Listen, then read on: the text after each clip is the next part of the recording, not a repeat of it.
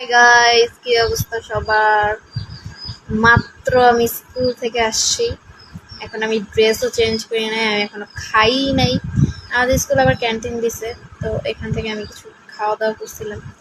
কিছু বলতে আমি চিপস খাইছিলাম, কিছুই খাইনি, আমার কিছু খাইতে ভালো লাগছে না।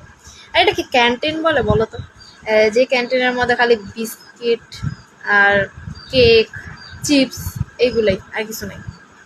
এটা কেমন ধরনের ক্যান্টিন? মানুষের ক্যান্টিনে বার্গার থাকে, এটা থাকে, ওইটা থাকে। আমাদের ক্যান্টিনে কিছুই নেই।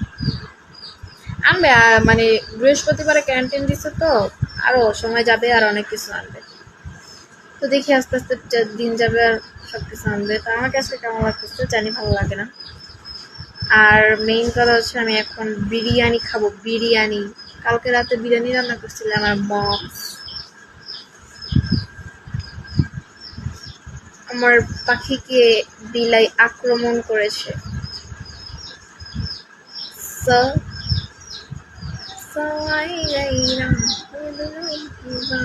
আজকে আমাদের ক্লাস হয় নাই, মেন কথা।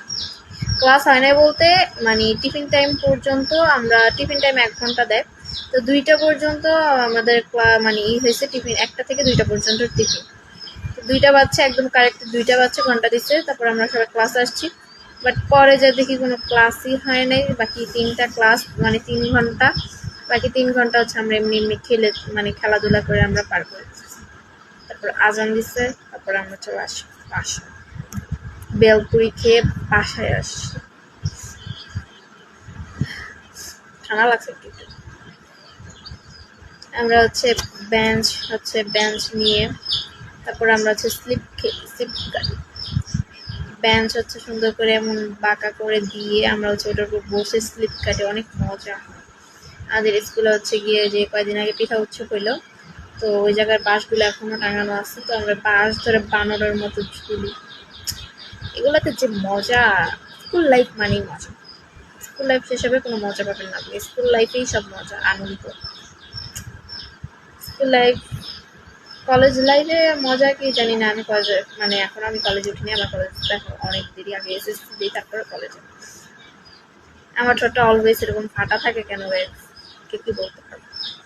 কারণ আমি ম্যাথর, আমি ঠোঁটে ক্রিম দেই না, ফেসে ক্রিম দেই না আমি, সে কারণে আমার ঠোঁটে ফাটা থাকে।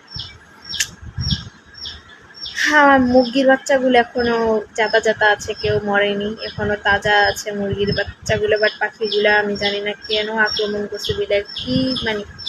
আর বিলাই কবুতর জিনিসটা দেখলে লোক সামলাতে পারে না, আসল কথা। ওকে গাইস, আল্লাহ হাফেজ।